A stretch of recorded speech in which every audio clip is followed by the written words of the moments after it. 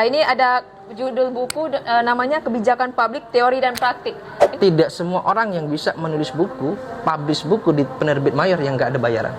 Tapi ketika saya menulis buku, maka orang seluruh Indonesia itu bisa membaca apa yang saya tulis. Dan suara mahasiswa muda yang bertotalitas tanpa batas, bersinar selalu fisikku umi khas. Aku fisik kreatif, aktif muda beraksi. Halo semuanya, selamat datang kembali ke Posesif, podcast seru anak FISIP. Nah, kali ini kita akan kedatangan seorang tamu nih, dosen Fakultas Ilmu Sosial dan Politik Universitas Profesor Dr. Hazain juga bersama Bapak Bobi Mandala. Mungkin boleh perkenalan dulu, Pak. Ya, terima kasih Mbak Duti. Saya pertama ingin menyampaikan bahwa senang sekali saya dapat diundang ke sini ya. Ini tentu adalah momen yang berharga, kesempatan yang baik bagi saya, yang mungkin saja dengan saya hadir di sini teman-teman di luar bisa mengenal saya lebih baik. Perkenalkan, nama saya Bobi Mandala Putra. Saat ini saya sebagai dosen di Fakultas Ilmu Sosial dan Ilmu Politik. Ya, mungkin boleh diceritain juga Pak, sekarang kesibukannya apa selain mengajar sebagai dosen di fakultas kita? Ya, tentu kalau kesibukan kita yang pastinya adalah melaksanakan Tridharma perguruan tinggi ya. Kita melaksanakan kegiatan penelitian, pengajaran, dan juga pengabdian masyarakat. Nah, sebagai bentuk kegiatan pengabdian masyarakat, saya hari ini sampai dengan sekarang ya, dari tahun 2020 itu menjadi tenaga ahli DPRD Provinsi Bengkulu.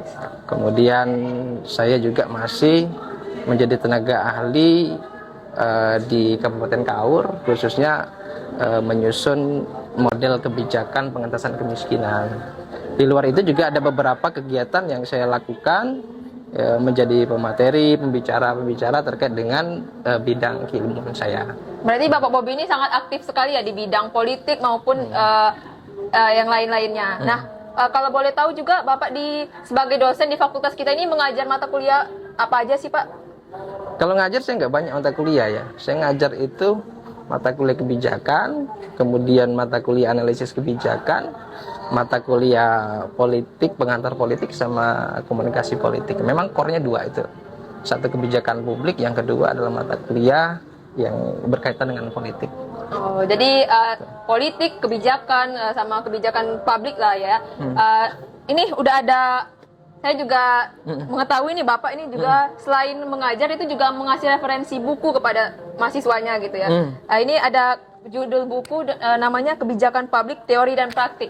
Ini Bapak sendiri ya Pak yang menulisnya?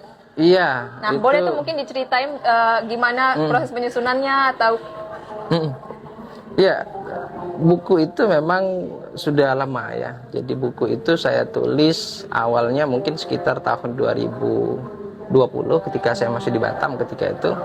Hanya saja karena kondisi yang tidak memungkinkan sehingga buku itu sempat tertunda. Nah, kemarin sekitar 6 bulan terakhir saya concern untuk menyelesaikan buku yang sempat tertunda itu. Akhirnya baru di bulan September kemarin saya ajukan ke beberapa penerbit mayor, ke Raja Grafindo, kemudian ke Dipublish, kemudian ke satu lagi itu penerbit mayor juga, lupa saya namanya, Kompas Gramedia, dan ada beberapa penerbit lagi yang lain yang sudah saya masukkan. Dan alhamdulillah ke semua penerbit itu menerima karya saya dan siap untuk mempublikasikan. Nah, hanya saja pada saat itu saya dihadapkan dengan pilihan, di mana pilihannya adalah saya harus mempublikasikan buku itu di September karena bukunya akan saya gunakan ketika mengajar. Makanya yang siap di antara beberapa penerbit itu dalam waktu cepat hanya Raja Grafindo. Sehingga terbitlah di Raja Grafindo. Oh ya, selain itu saya juga pengen tahu nih selama proses penyusunan buku ini apakah ada kesulitan selama penyusunan atau mungkin boleh diceritain selama penyusunan itu gimana? Ya, kalau kesulitan pasti ada ya. Namanya setiap kegiatan itu pasti ada sesuatu hal yang memang mungkin ya bagi kita agak sulit untuk melakukannya, atau mungkin ada beberapa kendala yang terjadi di lapangan. Namun demikian, ya kesulitan-kesulitan itu bagi saya yang agak krusial itu berkaitan dengan waktu sebetulnya. Karena saya saat ini diberikan amanah menjadi wakil dekan 1 di FISIP, tentu saya punya banyak waktu yang harus ya saya ada di kampus, sehingga ketika di kampus saya tidak punya cukup waktu untuk menyelesaikan buku itu. Saya baru bisa menyelesaikan ketika saya pulang ke rumah, sehingga bagi saya yang menjadi kesulitan mungkin di waktu itu, saya kira. Iya, jadi Bapak Bobi ini saya juga kagum sih, karena di tengah-tengah kesibukan itu bisa menyusun sebuah buku kebijakan publik ini. Menurut saya sendiri menyusun buku itu ya waktunya butuh sangat butuh waktu luang ya. Jadi di tengah-tengah kesibukan Bapak masih sempat. Terus saya juga pengen tanya juga nih, dari buku ini boleh diceritain sedikit mengapa buku ini dapat menjadi rekomendasi bagi teman-teman untuk dibeli gitu. Mungkin boleh diceritain sedikit, Pak. Ya, berarti saya diminta jualan ini. Enggak, maksudnya Bapak ceritain sedikit isi dari buku Ya. ini gitu, nilai Jadi, dari buku ini. Ini disclaimer dulu ya, saya disclaimer dulu bahwa yang namanya buku itu ya pasti ada preferensi ya. Artinya misalnya ketika seorang dosen ingin memilih buku, tentu dia punya preferensi untuk memilih mana buku yang menurut si dosen baik, sesuai dengan apa yang diinginkan. Nah, sehingga kalau saya katakan nanti buku saya paling baik, mungkin saja bagi yang lain ya buku ini nggak ada apa-apanya, kira-kira gitu. Iya. Namun demikian yang perlu saya sampaikan bahwa ada beberapa subbab yang memang di buku saya itu disajikan. Sementara di buku-buku yang lain, berdasarkan apa yang saya sudah baca dari beberapa referensi kebijakan publik, baik dalam dan luar negeri, itu tidak disajikan. Saya ambil contoh misalnya, di dalam buku saya hadirkan ada bab yang membahas khusus tentang sejarah dan evolusi kebijakan. Nah, di beberapa buku, kalau teman-teman membaca atau nanti selepas ini melihat di beberapa buku yang sejenis, itu tidak disajikan. Nah, menurut saya ini hal yang penting, yang krusial, bagaimana kita memahami kebijakan publik itu lebih komprehensif ketika kita juga memahami bagaimana sejarah, perkembangan, bahkan kita bisa sebut evolusi kebijakan itu. Nah, kemudian di bab lain ada pembahasan tentang inovasi kebijakan. Ini juga menurut saya hal yang penting, karena kita bicara kebijakan itu goalsnya adalah bagaimana kebijakan itu bisa mengatasi masalah. Nah, kadang-kadang ketika masalah itu nggak bisa diatasi, di situ perlu ada inovasi. Maka di buku saya itu saya bahas, saya kupas tuntas bagaimana inovasi kebijakan. Dan satu bab yang berikutnya adalah yang menurut saya menjadi kelebihan buku ini, itu pembahasan tentang etika. Karena ini kadang-kadang suka terlewatkan, bahwasanya bicara kebijakan publik itu tidak bisa lepas dari yang namanya etik. Jadi ada etika kebijakan yang harus dijadikan fondasi bagi aktor kebijakan untuk mengatasi masalah.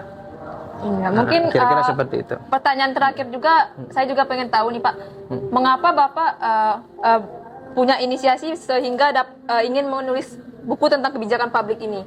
Mungkin ada alasan tersendiri atau mungkin Bapak ingin tahu sesuatu gitu, atau alasannya gimana sih?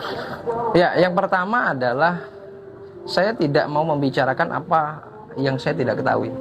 Itu yang pertama poinnya. Artinya saya berani menulis buku kebijakan karena memang saya dari tahun 2017 sudah mengajar mata kuliah kebijakan. Artinya saya sudah punya cukup waktu, pengalaman untuk membaca, untuk memahami. Sehingga saya berani untuk menuliskan apa yang saya mau tulis dalam sebuah buku. Kemudian yang kedua, ketika kita bicara bagaimana proses kita menyebarkan informasi, pengetahuan kepada khalayak, tentu dengan kita menulis buku itu akan lebih efektif. Kalau misalnya saya mengajar di FISIP, tentu yang tahu apa yang saya ajarkan tentang kebijakan ya mahasiswa FISIP. Kalau misalnya saya diundang sebagai pembicara, mungkin ya hanya audiens yang ada di sana yang akan mengetahui itu. Tapi ketika saya menulis buku, maka orang seluruh Indonesia itu bisa membaca apa yang saya tulis. Tidak heran kemudian kalau kita terbit di penerbit mayor, itu buku-buku kita ada misalnya di Papua, ada di Kalimantan, ada di Sumatera, bagian timur, di seluruh Indonesia. Nah, kenapa saya memilih Raja Grafindo ketika itu? Karena salah satu kekuatan dari Raja Grafindo, mereka memiliki jaringan. Kalau saya tidak salah ada 18 kantor perwakilan di seluruh Indonesia. Sehingga kans untuk buku saya dibaca di berbagai daerah di Indonesia itu akan sangat terbuka. Di samping satu hal lagi Mbak Duti, bahwa menulis buku hari ini ada orang yang menganggap remeh bahwa setiap orang bisa menulis buku. Ya benar. Ya, sampai di situ nggak ada persoalan ya. Sepakat sampai di situ. Sepakat. Tapi tidak semua orang yang bisa menulis buku, publish buku di penerbit mayor yang nggak ada bayaran. Saya sama sekali 100% nggak ada sama sekali biaya ya. Artinya memang ini semuanya ditanggung oleh penerbit. Sama sekali saya diberikan bonus, memang ada berapa buku, 4 buku atau 5 buku lah yang saya diberikan berarti secara selain buku gratis. ini Bapak udah pernah nulis buku juga? Ya kalau selain buku ini saya ada pernah menulis, tapi bukunya bukan buku ilmiah. Saya menulis buku fiksi juga. Ada beberapa kalau teman-teman nanti cek di internet itu. Tapi saya punya nama pena ya, bukan nama asli saya. Ada Apa beberapa. tuh Pak kalau boleh tahu? Nanti saya kirim WA aja ya. Seperti itu. Oke.